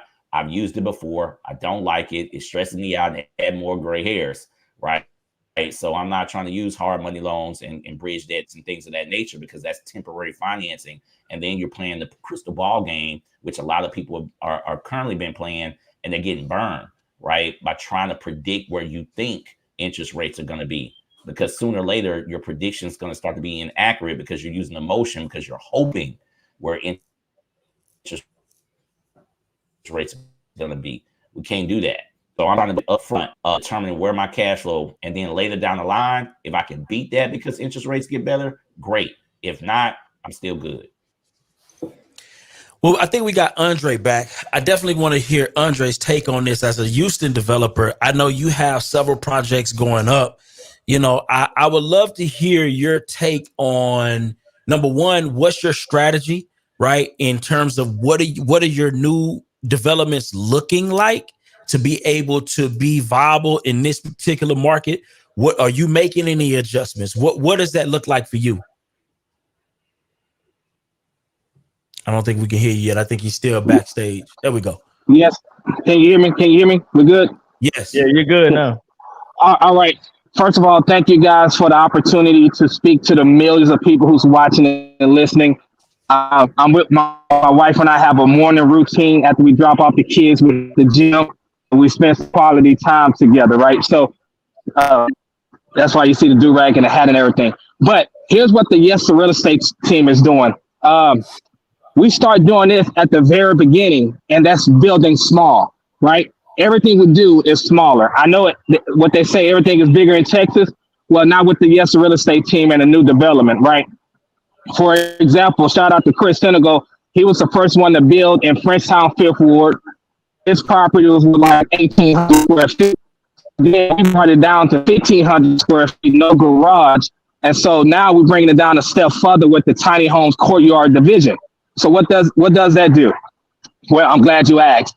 No, it doesn't matter how the interest rates get. When you have a product that's selling for $240,000, your opportunity and your market increase, because now you get the 350 people who, and now you get the smaller people and the 200 up to 250. So Yes to Real Estate is going smaller. Right, we stand around the 1,500 range as large as we get, and then with the tiny homes, we're doing 960 square feet, right? And we already sold like 4 or 5 of the tiny homes at 250,000. They give us, with 9 tiny homes, they give us we're gonna make around $1.2 million off of these tiny homes just because it's smaller. But yet, even though it's smaller, we're hitting that price point to where it's an affordability opportunity for first-time home buyers. So we kind of like winning on both ends. The high interest rate, people still need that 250 product. If they lower the interest rate, we just get more people and more opportunity of buyers because of the price point and the equity play. So we're going smaller. I love that. Wow. And I definitely got to get Patty's perspective on that take. And I want to get Chris's. But before we do that, I want to get Chris. Chris, what do you think about Andre's strategy in terms of building a product that will be competitive in the marketplace regardless? Today's market. And he piggybacked off of some development that you did. So that's pretty dope. Yeah, I think you're on mute, Chris. Yeah, you're right. Okay, yeah, no, that's what it's all about, man. You know, different people bring different products to the market. We don't all try to compete and bring the same thing. There are a lot of people that, for instance, people that want to live in an apartment but don't want to have a wall attached to them, right, to hear the neighbors next door. That's what a tiny home fills a void for. People that don't want to have a lot of yard, they don't need it. Yeah, you can go smaller, scale down, get something that's maintainable, manageable. Utilities are less. You know, like Andre said, it's more affordable to get in. There's definitely a huge market for that. So yeah, that is a lower risk approach to it instead of doing a speculative bigger home build. So I think it's a great model. What's your take on that, Patty, in terms of just maybe, right? The houses that we've been building for the last, 10, 15 years have just been too big. We're doing too much, right? And maybe we need to scale down, similar to what Andre is building, right? So we can almost guarantee that affordability factor will be there. What's your thoughts on that? Yeah, I think that's brilliant. I think it's smart to think about that. If you think about what's happening in California, which in general, over a span of 10 years starts to trend on a national level is that California has made it legal for you to build an ADU, made it much simpler to get a permit to build an ADU. Now homeowners can actually separate that in their parcel and sell it if they wanted to. So imagine that this becomes an option because there's a demand for it. Products don't come out of thin air. There's a demand for it. So tiny homes, there's also a high demand for it. I get a phone call from people that asking if they can use a construction loan to build homes with those carts that are used on trains. So I think the affordability factor, and I think someone feeling like they can create stability with their payment and own a property, even if it is small, maybe even classified as a single family residence or a halfplex, is much better than, not buying at all. So yeah, I think it's an excellent strategy. It makes a lot of sense. And there are a lot of single people out there there's people that they've had their children, they're ready to downsize. There's people that don't want the hassle of a big home. The big home really only makes sense when you have a big family or a large amount of people living in the property, which might not be the case for a lot of people, especially with numbers of new babies trending downward. So I think it's a brilliant strategy. I think there'll be a lot of demand for it. And I think it's a solution in the problem of affordability. Patty, I got a question for you. What about we got a single mother looking to buy a house? She has the credit, she just don't have the money. What type of options do they have to help them with like down payment assistance? And are those programs good to use or not? Because I know some are grants and some are like a second loan. So can you talk to us about that for the people that's looking Of course. to buy small homes and don't have it? Yes. So for those of you that don't know, I'm a single mother. I've raised 2 daughters by myself since 2012. I was married and divorced early, and I had 2 children. And I've purchased all of my real estate as a single mother. And not only that, I don't have any financial support from my ex-husband, and I also raised my parents in that time frame. So nothing comes easy if you're a single mother and you're listening to this, my heart goes out to you. And I am every single statistic you could ever imagine, and I've been through all of that. So although I'm not a big fan of down payment assistance, I think it's an excellent tool for those that need it. We have a down payment assistance program that's available nationwide that gives you 5% of the sales price that you can use towards your down payment and closing costs. Now, the tricky thing with down payment assistance is that down payment assistance usually means a higher interest rate, and there's a trade-off. So first-time homebuyers are not experiencing down payment assistance programs to where they never have to pay it back. These are additional loans. In some cases, if you qualify, there are grants available. And in some cases, there's an equity share element down the line. So if you are a first-time homebuyer and you are a single mother or not, and you need down payment assistance, I want you to realize that if you're depending on a down payment assistance program to fund the entire purchase, it's not the right time. If you can save at least $5,000 on your own, then you can leverage the programs and approach it. Because I have to tell you something, after you sign the papers and you get the keys, you have to furnish the place. You have to turn the lights on. You can't call a landlord. You've got to have a little bit of money in your pocket to A, furnish the place, and B, keep the lights on and keep everything functional. And home ownership in general costs more. So it's not just about getting in the door, but there are great programs across the country.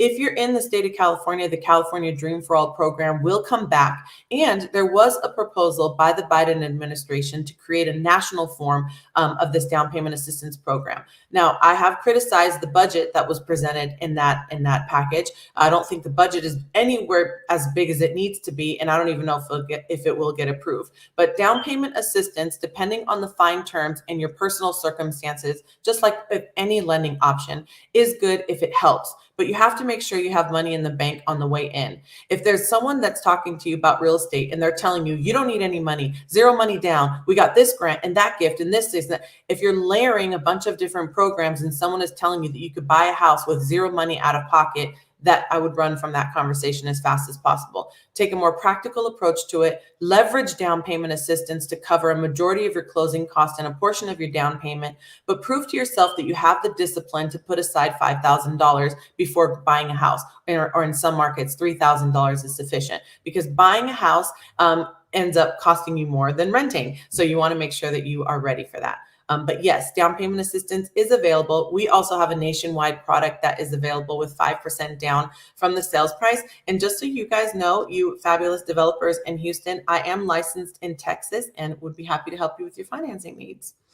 Ooh. So real quick, but while we talking about helping us with these financing needs, real quick question. Do you help with the buy down programs, right? And can you kind of explain what does that look like for an investor who is looking to, do new construction and then help the sellers out with the buying down some of those points, what that look like? Yeah. So if you're a builder and you are paying attention to what has made builders successful in this year, what kept them afloat is massive concessions and incentives for buyers. So a buy down, if you've heard of a 3-2-1 buy down, a 2-1 buy down, those are phrases for temporary buy downs. And if you've heard of just buy down in general, there's a permanent buy down where you can take money and buy down the interest rate for the term of the loan. So what does that mean? The seller funds that.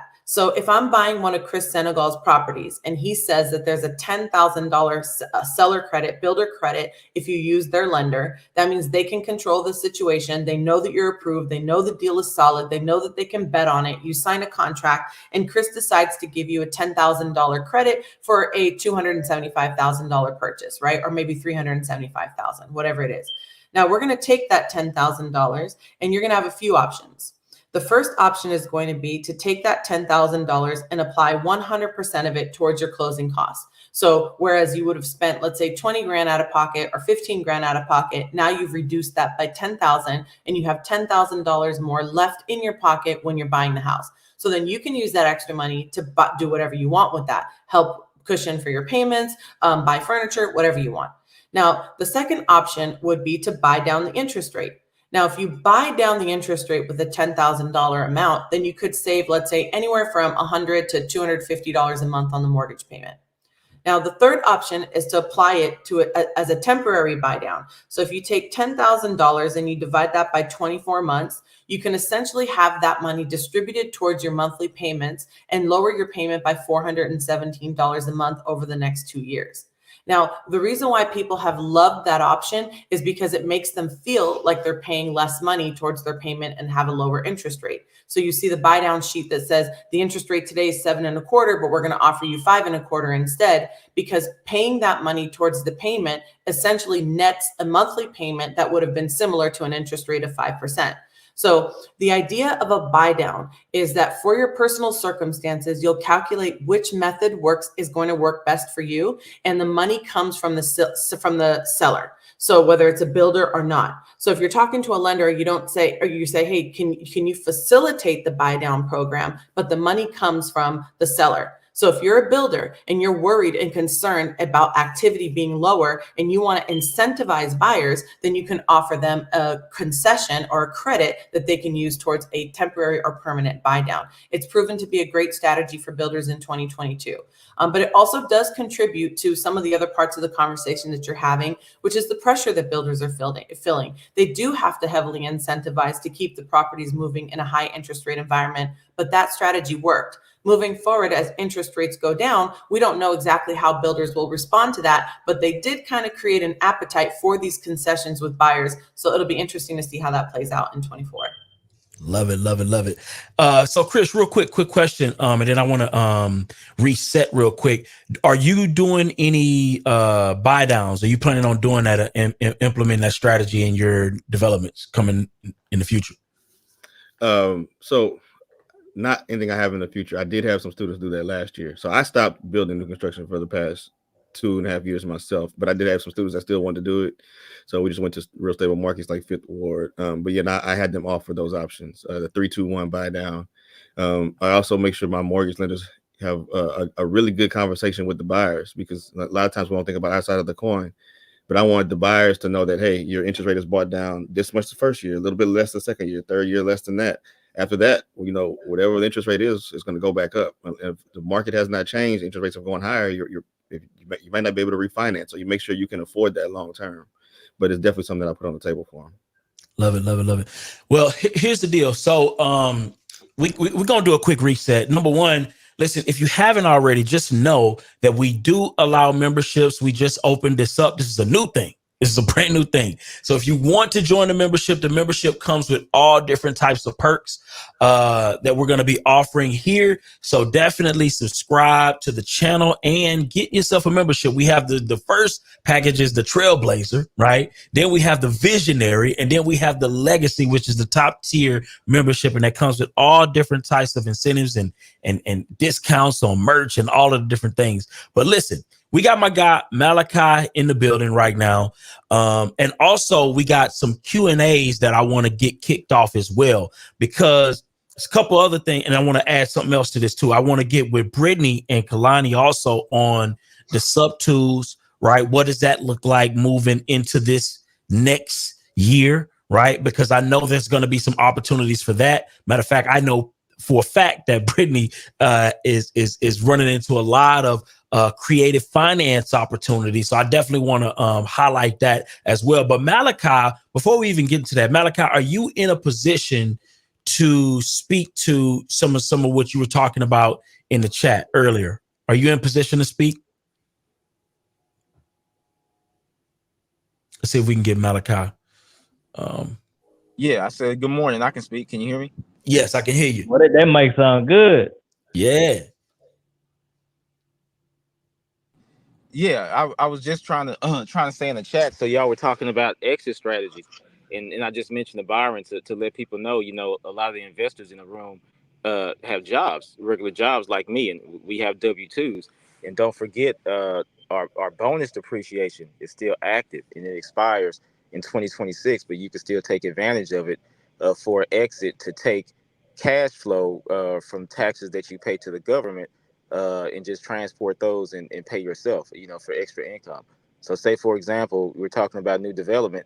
If you have a house that costs, you know, $200,000 to build or to buy, right now you can still take bonus depreciation on that. So that bonus depreciation should get you about 25% of the value of that home. So let's say that's $50,000. Next year we're down to 60%. 60% of $50,000, that's like a, you know, $30,000 tax deduction, and at a 20% tax rate, that's an extra $500 a month of cash flow, which is significant if you're holding a product, and that's just taking money that you would normally pay the government and using that for cash flow for yourself. So don't forget about that when it's time to exit. Oh man, I love it. I love it. Appreciate that. Listen. Yes, indeed, man. Listen, that is some valuable information. We're going to jump into the Q&A portion. So if anybody is interested, has some questions, it's a couple ways you can get those questions to us. Number one, you can do a super chat. You know what I mean? That's possible. You can also put that question in the chat like regular. And then you also, if you have a good camera and a good mic and, you know, whatever, you can come Good on live. audio. And yeah, good audio, you know, and you ready to go. You know what I'm saying? We don't need nobody who's struggling to get ready. If you ready to go, you can join in, ask your question live to these phenomenal entrepreneurs and investors on the stage right now. That'll be dope. So anybody that wants to do that, go ahead and join now. But before we do that, I want to talk to Brittany. I want to talk to Kalani on this new creative finance space that I believe, because I'm getting flooded with deals right now. Me personally, I'm getting a lot of activity in the space of creative finance opportunities where people are in pre-foreclosure right now, right? So this is a real thing. Right now, pre-foreclosure activity is spiked right now, right? And can you speak to, number one, Brittany, what kind of opportunities you've been running across, right? And what do you anticipate happening in the market? And then if we can get Kalani to kind of piggyback off that, that'd be great as well. Yeah, absolutely. I'm getting a little bit of a delay, so I hope you guys can hear me, but I'm running into just like a lot of folks who, and the deals I'm running into aren't necessarily pre-foreclosure, but they're people who need to move or need to get out of a situation or don't want to deal with the situation for whatever reason. And I think the biggest question I always get is, well, how do you find these deals? And it's all about your network. Like y'all know, if you've heard me talk, I preach your network, your network, your network. Traditional realtors don't have a network to offload these deals because they don't work with a lot of investors, or they just don't know how to structure it properly so that clients are comfortable coming in, taking these deals. We're seeing a lot. I'm seeing a lot of it. And it might be because I've put myself in those spaces, but I think it is also just an indication that there's a lot of distress in the market. Well, I won't say a lot. I think that's dramatic.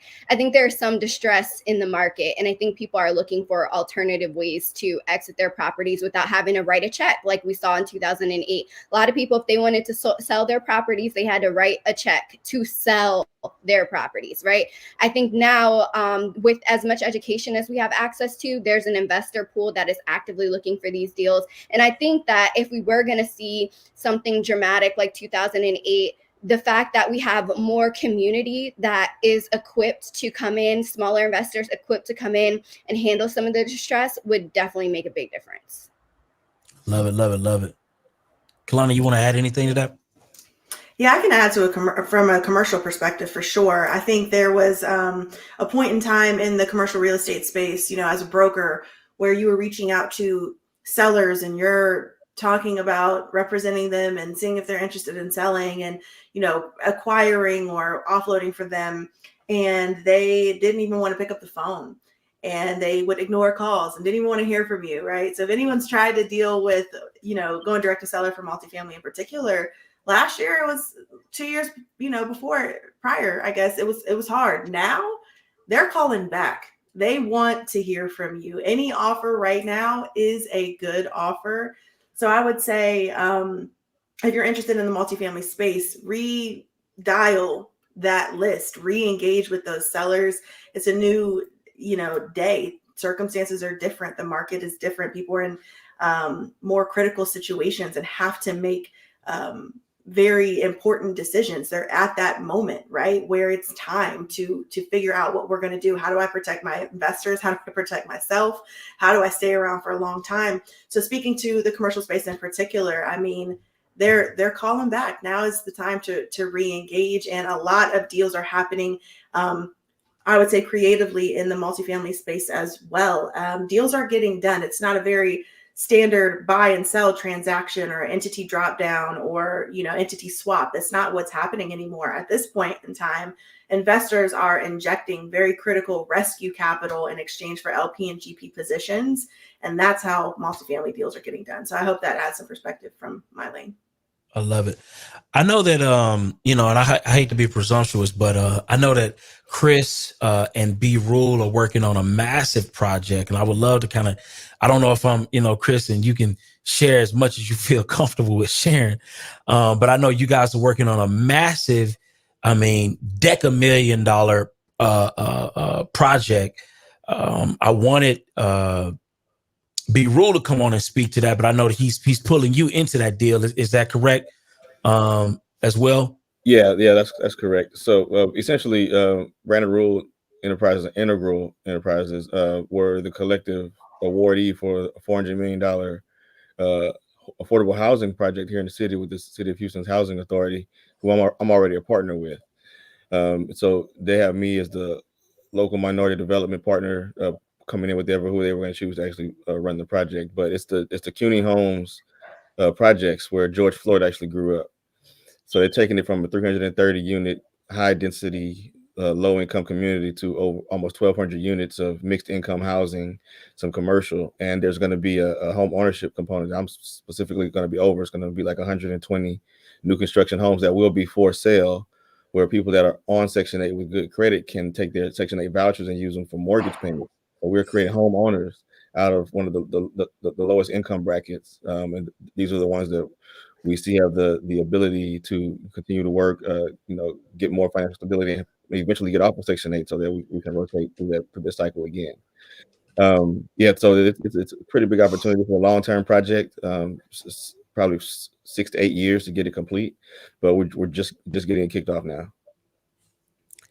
Wow. That's absolutely amazing. And so what's dope about that is that, and correct me if I'm wrong. So what I'm hearing is going to be some market rate in there.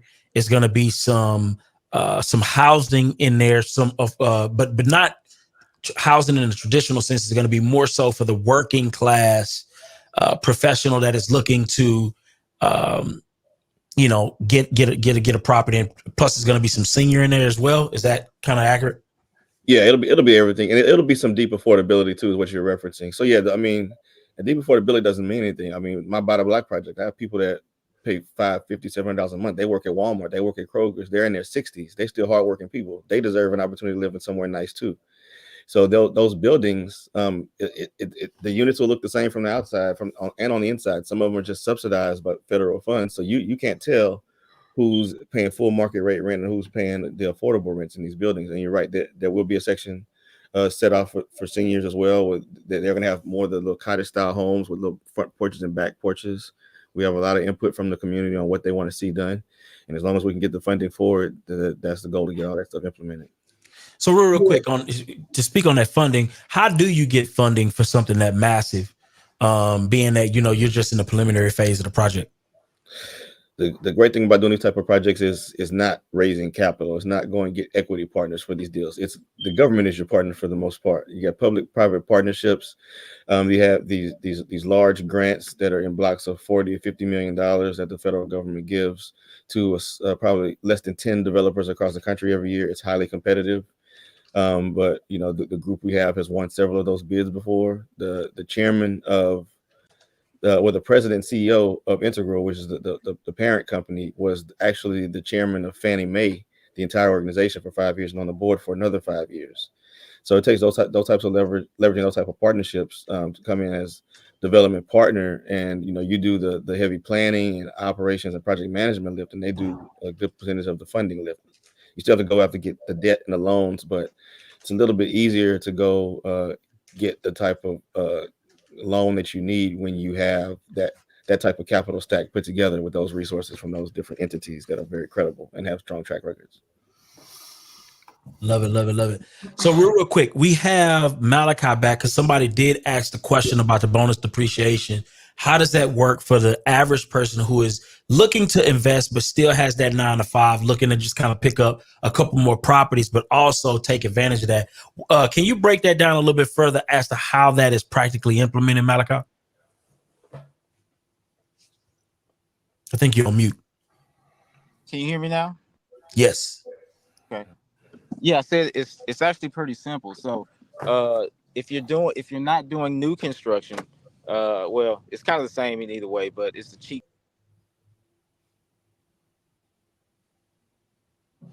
Did we lose him? Okay, we'll get him back. Okay. Let's go to ICE real quick. Got Mr. Don on the stage. What's going on? Good morning. Good morning, everyone. How are you doing? This your topic right here, huh? Well, that's one of the topics, yes. What's your thoughts? What's your thoughts on today's conversation? Well, listen, I thought the whole thing was great. I think one of the things that the metric that we wanted to add in is how to control interest costs and look at that as to lowering expenses as well. And where most people don't actually realize how much interest is actually saved when you can prepay on a mortgage and save a ton of interest per dollar applied. So when you know that you can save a ton of interest on the back end, we're always looking at the front end. What can we do on the front end? What can we do here? And save money here? But the overall cost needs to be added into, overall interest cost needs to be added into whatever price you negotiate for the house. You have to show us how that's done. Okay. That might confuse some folks. Well, here's the thing. Let me show you something as far if you're looking at interest rates only, even on $100,000 mortgage, all right, at 3%, the bank wants 51% of the money borrowed on a 3% loan, just like this. Okay, so they want 51%, $51,776 total interest paid on this. At 4%, the bank wants 71% of what you borrowed. in the form of interest. So interest rates have always been a liar. So on a $100,000 loan, the bank wants $71,871 in interest on a $100,000 loan at 4%. Folks, that's not 4%. So at 5%, the bank wants 93%. So we're going to change that to 5% now. All right, calculate that at 5%. Now the bank wants $93,000 interest on a $100,000 loan at 5%. Look at that, $93,000 interest on a $100,000 loan. And let's just go all the way to 7, where the bank wants 139%, $139,000 interest on a $100,000 mortgage for 30 years. Calculate that out. Now we're looking at $139,508. So interest rates have always been a liar. What we need to be taking a look at as consumers and investors, what the interest costs are on these loans and see how we can mitigate them. 139% interest rate? Well, no, it's 7% interest rate.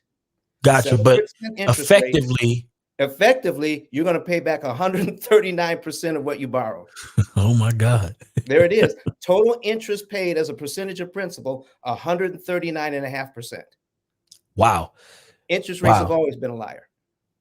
Wow.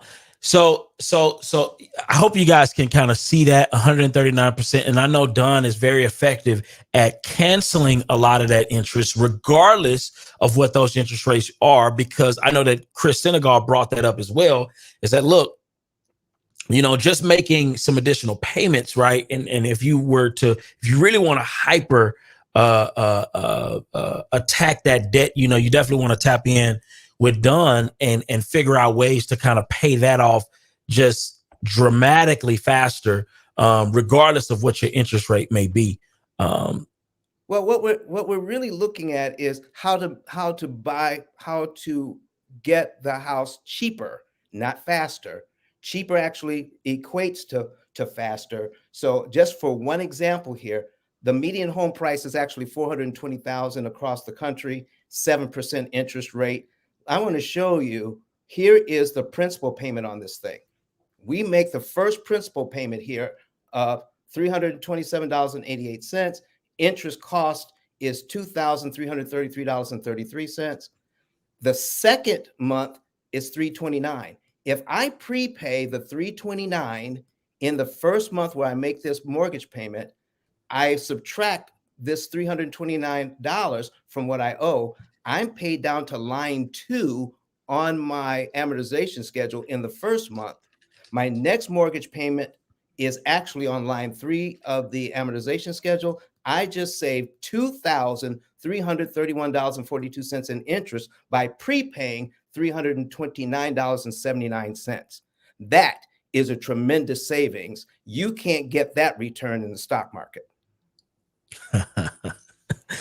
I love it. I love it. I love it. Appreciate that. Appreciate that. Listen, I know we had Malachi. We want to get him to kind of break down that bonus depreciation for the everyday folk who are looking to invest in them. I also want to get, if I can get Chris or Andre to speak on what does it look like for somebody looking to enter the development space, right? What are some of the things that they need to look into? And then we're going to get some Q&A and a couple final words from our guests. But yeah, Malachi, are you available to speak on that bonus depreciation piece? Yeah, I can. Can you hear me now? Yes. Okay, gotcha. So average investor, basically, anytime you buy real estate, the government gives you depreciation, a tax deduction on it yearly. It's 27 years for residential real estate. It's 39 years for commercial real estate. But up until 2026, we can take a large piece of that, like 20 to 25% of the value of the property up front. So you get 80% of that bonus amount now is going down to 60% next year. So the average investor, you got a W-2, you're working a normal job, you're just going to shift income or shift taxes that you would pay to the government and pay that money to yourself. So if you buy a new house or you construct a home, you're going to go to an engineer or a CPA and get a study. It's going to be called a cost segregation study. It should cost you, a couple $1,000. And that person is going to come in and break down your house into different components and basically say, this is how much you can take in bonus depreciation. It's going to be typically 20 to 25% of the value of the house. So again, let's say your house costs $200,000. That's going to be 25% of that, a $50,000 tax deduction. So next year, you can take 60% of that deduction on your taxes. So that's a $30,000 tax deduction that you have. Normal tax rate, that would give you about $500 a year from cash flow, just from taxes. And anybody that buys and holds will let you know, $400 or $500 a month on the door is pretty good. It's not a yearly thing, but it is a nice, large upfront windfall. Now, if you're doing new construction, you don't technically have to pay them to do a comprehensive cost segregation study report, because you already have all that, the house broken down in every cost component. You know what you spend on it. So you can just kind of have them come in and bless your budget and say that everything is in the house, but you actually have real cost numbers to give to the government to show what you paid for everything. So it's something real simple that everyone can do. Anybody should be taking bonus depreciation on the property that you have, and while this law is in the books, it's going to stop in 2026. And then after that, as far as cost control, you need to make sure you're fighting your property taxes every year. So less than 10% of the people in Houston actually go down and dispute their taxes, but they give you 3 opportunities to do that. I dispute them every year. I got, like 18 to 22% reduction on every property this year. So, once you're finished building something, go down, file a report with the taxing authority to try to get your cost basis as low as possible. They're going to send you a letter asking you, what you paid for it. Don't tell them. You don't have to disclose that information to them. So, just give them the lowest amount possible. Get that amount locked in on the books, and then every year when they try to increase it, go in and fight it. And you got 3 chances to do that. And that cost control can also help your cash flow. Love it, love it, love it. Man, I wish I could play my horns on here. Oh, Yeah. yeah. I don't think my horn work either. Yes, indeed.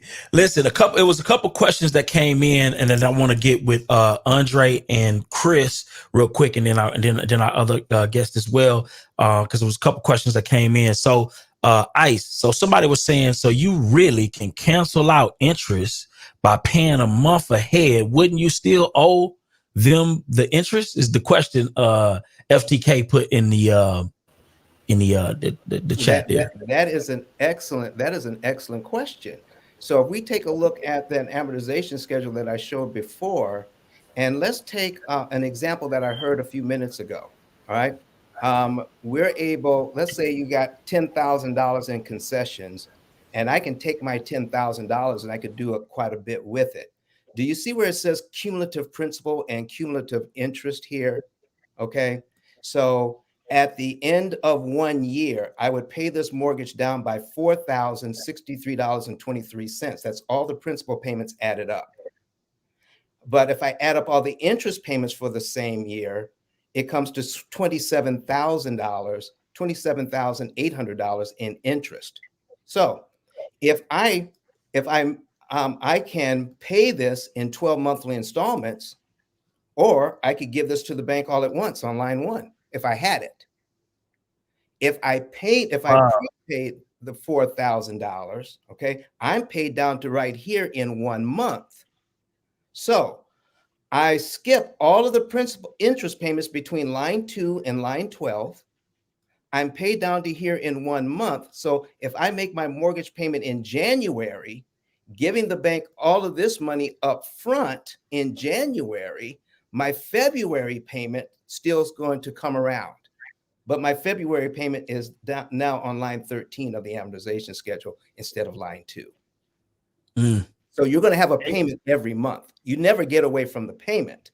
But what I'm doing is not saying you're going to reduce the amount that your payment. What I am saying is that you're going to reduce the number of payments. My clients will pay, instead of 360 payments, we're going to get that thing down to around 90 monthly payments instead of 360 payments. Okay. By doing something like this, the payment never changes, just the number of payments. And you'll be surprised at how little money out of your budget it takes to make this happen. Do you know, I know people who have this kind of money sitting in the bank right now, making 1/10 of 1%. When I could put this on here, and if I can, if we did this, if I could save $27,000 in interest by prepaying $4,000, okay. And let me see, for $27,000 divided by $4,000 equals, and multiply that by 100, folks, that's a 675% return on your money. Damn. You've got $4,000 sitting in the bank because you like looking at it, and you could put it on this mortgage. You can't get 675% return on your money anywhere else that I know of in such a short period. Most people don't even know how to do this. Most people don't even do this. Well, see, here's the thing. ROI, if you just Google how to figure ROI, that's how I got it. I'm not a math person. I'm not good at math. I just ask Google, how do I figure ROI? It says, okay, what's your investment? What is your return on the investment? Divide that into your return and then multiply by 100. So that's how you figure ROI. Just click it in there. But most people are unaware, because I don't know of an investor anywhere. I don't know of a consumer anywhere that has had a class on how this amortization schedule actually works. And we've had self-amortizing mortgages since 1936 with virtually no education on how the thing actually works. But once we know how it works, we can make it work to our advantage. I love it. I love it. Listen, definitely appreciate that. Yeah, man. Yeah, man. Listen, man, shout out to my guy AO in the building too, man. You know, that's definitely one of our, mentors in the podcast space for sure. So definitely want to give him a big shout out as well. Man, thank you for tuning in. So here's the deal. We got Chris Senegal. I definitely want to get their take on anybody who is looking to enter the development space. What does that look like? What are some of the things that they need to kind of position themselves to look out for as they enter this space? Legend, Chris, you want to go first, Legend? I'll start it off. So number one, get a mentor. Find somebody that's actually doing it. Find a way to invest with them on the deal. Bring them a lead on some land. Bring some value some type of way, and learn from them. This is not something you can go get a textbook and read about. I wouldn't even trust YouTube or anything like that. I do have a curriculum that I created called No Flips. So it's No Flip Society. We don't need to be just recycling the old stuff. We need to be rebuilding, creating new communities, developing in our communities. I have a couple projects now where I have students that own land that want to subdivide it. I'm selling to other students that want to learn how to do the process. I'm bringing in my architects, my engineers, my contractors, everything. They're getting qualified with loans through my lenders. So they're basically learning the whole new construction process and watching the development of the raw land converted into a small subdivision, all in-house. I'm doing a project with Brittany where she's doing the same thing here in Houston. Andre, you're a part of that as well. So yeah, just get around the people that are actually doing the work. And if you want to follow me, mine is noflips.com. Just go to noflips.com. You can get started. But yeah, work with people that are actually doing the work. Love it. Yeah, Andre. The best. The legend, the best. People who pay attention, right? Being in this room, pay for this room. All right. No, this is an amazing platform, and we have to pay these guys to be in this room. The information that they're given. So another thing that Yes to Real Estate does is, with us just starting new construction last year with that Charmez property, and 2024 we have around 25 new construction coming on the market. The reason why we was able to accelerate our learning growth is because we paid to play, We pay for mentorship. And here's another thing that I'm telling my students, this is that if you're not going to fire me, then I'm not doing you a great job.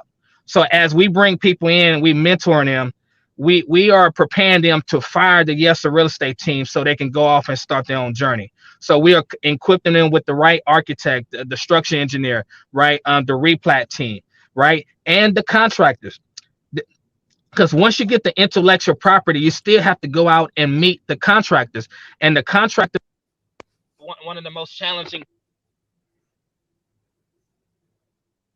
finding, building your product. So as you graduate from our program, we connect you with the same electrician, the same plumber, right? The same HVAC team that we're using. We give it to you after you graduate out of our program because we want to equip you with the intellectual property and the team so you can make an informed decision to go to the next level. Just like Chris, we have a course, yesrealestatecourses.com, to where we teach you how to do new construction, and we give you the connections of the plumbers and electrician, because you need both. You need the intellectual property, you need the know-how, but also you need to equip yourself with the right people who's going to give you the product that you need to build to take you to the next level. Love it, love it, love it. Man, that's amazing. And just for anybody who is interested in knowing, I have started a construction company. And so if anybody, and it's not me, just me by myself, but I partner with somebody who has over 20 plus years in the field, and he's a legacy builder, meaning his dad did it and his uncles did it. You know what I mean? So I'm starting that. So if anybody wants a trustworthy builder here in the Houston Metroplex, definitely reach out, because we're going to be building, and we're building at probably some of the most competitive prices, and we have the highest level of integrity. We're not the company that you got to worry about, looking over your shoulder every 5 minutes because the contractor that done something goofy or done something unscrupulous. So definitely reach out if you are interested in doing new development and want to utilize our team. But yes, listen, we have had a phenomenal conversation, and I just want to thank everybody who has participated in this particular conversation. And I know that we have just a bunch of brilliant minds. I want them to be able to give us some last words before we head out, because this, listen, it's a lot going on in the market. If you are looking to invest in this market, please take heed to the information that's shared today. You cannot be an untalented investor in this market and then expect to survive. This is not the market for somebody to come in and play real estate investor. This is not that market. I'm just being real with you. So you definitely want to make sure that you're in rooms like this. If you haven't, make sure that you join our membership. A lot of perks are going to be coming with that if you are interested. Because listen, we ain't taking the money and doing nothing but growing the platform, bringing on better guests, different things of that nature, so we can bring more value to the community, not just to you guys, but to ourselves as well. I learn every time I step foot on this platform. That's the reason why I'm so excited about being here and collaborating with other talented entrepreneurs in the space. Oh, you want to add anything to that? Yeah, man. So we keep talking about how to get wealthy. So tonight on Trending Tuesday, 8:30 p.m. Central, we're talking about health. It's important for us to be healthy as we begin to build wealth. So tonight at 8:30 Central, we got Los coming. We're gonna have a good time, man. So make sure y'all join. Make sure y'all join the membership as well, because we're trying to bring a lot of value to y'all. We're trying to keep this thing going. So that's about it. Anybody else? Got your last? Yeah, we gotta. We gotta get some last words from Patty, from Kalani, Yeah. Let's go with Miss Brittany first. Any final words? So Chris had said something, and I want to double down on it, because I think one of the questions was like, how do you get into development, or how do you start? And Chris was saying, like, you find a deal, you bring a deal. And I hear it so often, like, that's such a common question. And I want to just double down that if you can find a deal and you can find a network that is willing to help you, if you have a deal, you'll have a network that's willing to help you. That is really the best first step to get into development, because if you have the money, but you don't have the experience, you're going to fail. And if you don't have anyone who's willing to help you, you don't bring any value to the table, you're kind of sitting in a sitting duck in the water. I don't know if that's the right phrase, but y'all know what I'm saying. So I just wanted to double down on that point. For anybody who wants to get started in development, go find a deal. And that is the best way to get started. Love it, love it, love it. Yeah. Kalani. Yeah, first of all, thank you guys for inviting us and inviting me back. It's always a pleasure to be here with you guys. This is probably the most entertaining stage to speak on in the space. So we thank you for that. And I guess any closing words, again, take the emotion out of it, stick to your numbers. And if it's okay, I'd just like to say any women that need further support, we have a Women in Real Estate Networking Challenge that starts today. It's completely free, doesn't cost you anything. Hit wirechallenge.com for more information, and hopefully we'll see you there. But thank you guys so much and for being friends and supporters of Women in Real Estate. Thank you. Appreciate you. Let's go to Andre. What you got, man? Yes. First of all, guys, I'm signing up for the highest membership. That's how much I believe in this platform and this product, right? And number two, being in the room matters. Representation matters, right? People who pay attention, and to encourage the millions of people who's watching and listening. This is your season to shine. You've been waiting on a message, you've been waiting on the word. Well, you heard the word this morning, fresh manna from heaven. Take the opportunity, go and shine. This is your season. Take what is yours. You are divine and destined for greatness. Go get it. Love it. Shout out to Andre, man. I love that. I needed that. Yeah. Good energy. We got Ice with us? Yes, sir. I'm right here. Listen, folks, I've been an investor in the wealth community for, I think, over a year and a half now, Byron. And yeah. Okay. So yeah, every month I'm supporting that. And because I believe in what you guys do. No stingy energy. I mean, I have learned so much from your room. It would be criminal not to invest in what you guys are doing. So I've been a supporter for over a year and a half now. I want to continue to be a supporter. But if somebody wants more information about what I do, we have a ton of free information on our YouTube channel. Just go to YouTube and search for Pill Method. And we have over 2 years worth of videos. And our videos aren't 15 minutes. Our videos are an hour. We're packed with information on how you can mitigate interest cost on all of your debt, not just mortgages. So that's going to be the last word. Control your interest cost while you're doing these other deals. Love it, love it, love it. Miss Patty, you with us? Uh-oh, you're on mute. I am. I'm here. Hi. Yeah, so for my outro, I want to just clarify that I am very optimistic about 2024 being a phenomenal year. I'm definitely going to be targeting more than, a 50% growth in my own business. And that is heavily dependent on interest rates going down. I do believe that interest rates will continue to improve. They've already gone down 1 full percent since October. So I am optimistic about 2024. I just want you guys to know that this article that came out that sparked this room and sparked this conversation about the Fed confirming that they're going to be cutting rates 6 times next year. I took an issue with the verbiage on that. So there's a very large chance that rate cuts could begin in March, but there's an 89% chance that the rate cuts are going to start closer to the summer. Rate cuts at the Fed level help borrowing costs for institutions, for banks, right? So we're going to see the benefit of mortgage rate improvements prior to rate cuts starting. As long as the market continues to predict rate cuts at the Fed level, mortgage rates will continue to improve, and you're going to see some activity shifts that are going to take place here, especially going into the spring year, so the spring season, which is going to be hot and heavy. So I think builders are going to do well. I think real estate agents are going to do well as long as lawsuits don't spoil that party. And I think mortgage bankers are going to do well. But most importantly, I think home buyers are going to have access to properties, and they're going to be able to buy homes, and they're going to see the benefit of improved interest rates. And as many of you guys know who've heard me speak many times, I'm a strong advocate of homeownership. I believe that it is one of the only ways that many of us have to build generational wealth. And there's some statistics on that I shared on my last newsletter that went out Monday. It goes out every Monday. It's completely free. It's pattygoodspeed.com/newsletter.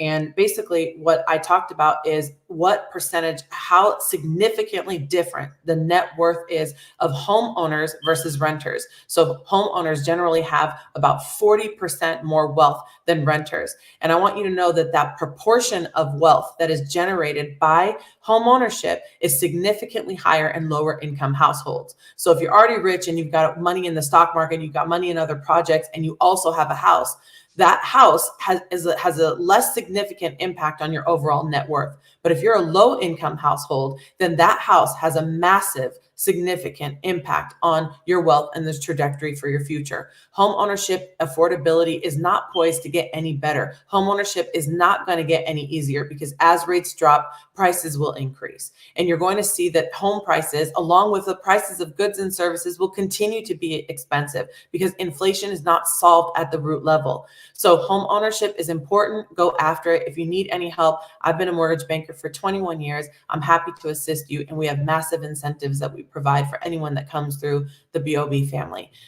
Again, my name is Patty Goodspeed. I'm available on all platforms, licensed across the nation, and I look forward to serving you. Love it, love it, yes, love indeed. Yes, indeed. I think we just got Chris left, man. Chris, you still with us? I'm here, brother. What's your final words for us? All right, man. Man, I just want to give y'all your flowers, man. Y'all been consistent with this thing and grown it significantly. I see the following. I see the commitment that it takes to pull something like this off. I can barely wake up this early in the morning once a month. But but no, this is great, man. I just want everybody to know, to piggyback off of I'm using that word piggyback. Patty and Dawn, man, interest rates, don't let that control the conversation. Interest rate is, let's put it in layman's term, what you are paying someone else to use their money. That's all it is. So like Dawn was saying, when you buy something, the less you cut down every month on what you still owe that person, the less interest you will pay, because you're paying towards the principal, the original amount of money you took from them. So just keep that in mind whenever you're moving forward.